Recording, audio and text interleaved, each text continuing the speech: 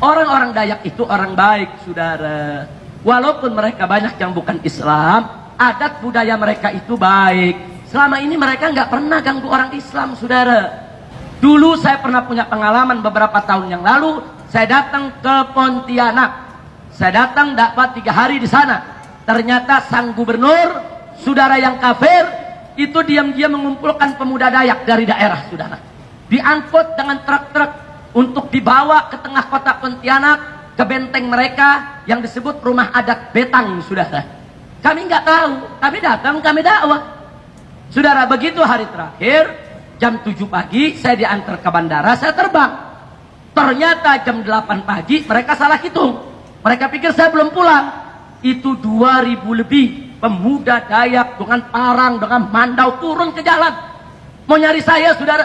Kemudian saya punya spanduk semua dihancurkan oleh mereka. Lalu apa yang terjadi? Umat Islam Melayu di sana tidak terima, saudara. Umat Islam Melayu, hulu tubalang perangnya nggak terima. Karena mereka yang undang saya, saudara. Bupati yang undang saya, sultan yang undang saya.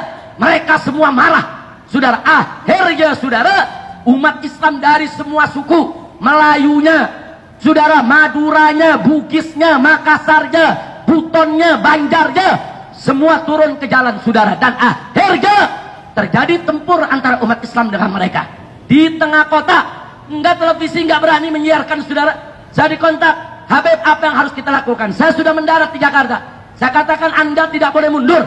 Begitu Anda mundur, Anda kalah, Anda akan dipotong, Anda punya kepala satu persatu. Apa lupa peristiwa Sampit? Apa lupa peristiwa Sambas? Bagaimana, saudara, 1000 orang Madura disembelih, kepalanya ditumpuk di jalan. Kali ini Anda tidak boleh kalah. Hei umat Islam. Akhirnya saya punya suara, saudara, dari handphone, disambung ke mic dalam masjid, kemudian dikeraskan keluar, saudara. Saya minta umat Islam Pontianak, angkat senjatamu, lawan mereka. Umat Islam nggak boleh kalah. Ini manusia-manusia liar. Kalau kalian kalah, kalian akan disembelih. Akhirnya terjadi perang hari itu, saudara. Terjadi perang jam 3 sore, bertempur di tengah kota.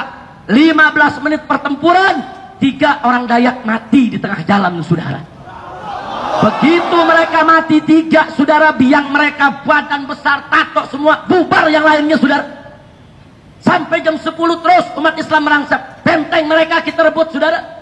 Persis jam 10 mereka telepon saya, Panglima Laskar Melayu. Habib Rizik, ini benteng mereka sudah kita kuasai. Di sini ada anak-anak, di sini ada perempuan-perempuan. Apa yang harus kita lakukan ini? Kita mau bakar ini benteng mereka. Kita katakan jangan. Perempuan jangan kau ganggu. Anak-anak jangan kau ganggu. Kau amankan mereka, selamatkan mereka. Sementara benteng mereka jangan kau bakar. Karena itu rumah adat Dayak. Nanti kalau kau bakar, nanti seluruh masyarakat Dayak tersinggung. Jangan. Ini kan yang jahat mereka. Yang berbuat salah kan mereka. Jangan libatkan Dayak-Dayak yang lain, saudara. Nah, akhirnya mereka tidak bakar, saudara. Anak-anak mereka selamatkan dengan perempuan. Baru mereka menyerbu kantor gubernur. Karena gubernur yang mengumpulkan bala tentara tersebut, saudara. Ini kejadian di Pontianak, saudara. Nah, setelah selesai, akhirnya Allah memberikan kemenangan kepada umat Islam, saudara. Begitu umat Islam menang, saudara, Gubernur Kalangkabut minta bantuan Pangdam, minta bantuan Kapolda untuk berunding dengan umat Islam, saudara, untuk minta maaf kepada umat Islam. Prinsip kami singkat, umat Islam bukan pendendam, tapi jangan coba-coba main-main dengan umat Islam, betul? Jadi pada saat saudara terjadi pertempuran, saya ditelepon oleh Kapoldanya. Kapolda itu pernah jadi Kapolda Jakarta kemarin ini, saudara. Apa dia bilang? Habib Rizik ditelepon, tolong perintahkan umat Islam untuk meletakkan senjatanya. Saya katakan tidak. Kau suruh dulu itu Dayak-Dayak itu untuk letakkan senjata. Kalau mereka sudah letakkan senjata, bubar kembali ke kampungnya masing-masing, baru saya instruksikan umat Islam untuk meletakkan senjatanya. Tapi kalau mereka tidak meletakkan senjata, nggak boleh umat Islam untuk meletakkan senjatanya. Kami pengalaman di Ambon, kami pengalaman di Poso, kami disuruh meletakkan senjata. Orang kafirnya sendiri dibiarkan punya senjata. Akhirnya kami dibunuh, kami dibantai, kurang ajar. Dan Allah berikan kemenangan, saudara. Semenjak saat itu, mereka nggak berani ganggu umat Islam, saudara. 3 bulan kemudian saya diundang, kita buat tablik akbar di tengah-tengah lapangan Kodam di Pontianak, saudara. Kita siap perang. Kita siap perang. Kalau mereka mau ganggu kita, saudara, kita nggak pernah ganggu orang.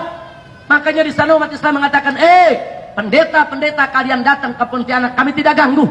Pendeta-pendeta, pastor-pastor kalian datang ini ke seluruh Kalimantan Barat, kami nggak usir.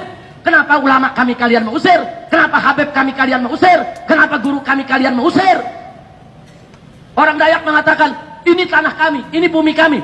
Orang Banjar juga mengatakan, kami juga asli Kalimantan. Melayu juga mengatakan, kami juga asli Kalimantan.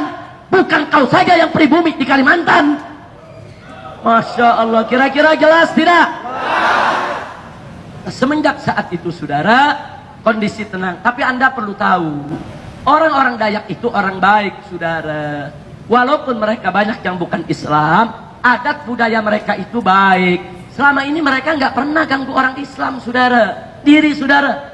Penggorengannya dipisah, piringnya dipisah, saudara. Kemudian dia punya pancinya dipisah, saudara. Subhanallah, baik tidak? Baik tidak? Nah, lalu kenapa sekarang ini kok mereka menyerang kita? Ada provokator, saudara. Ada provokator yang mengadu domba antar umat beragama, mengadu domba antar suku, mengadu domba antar golongan yang ingin memecah belah Indonesia. Betul? Maka itu saya mau tanya semua, mau diadu domba? Mau dipecah belah? Siap jaga Indonesia? Siap bela Indonesia?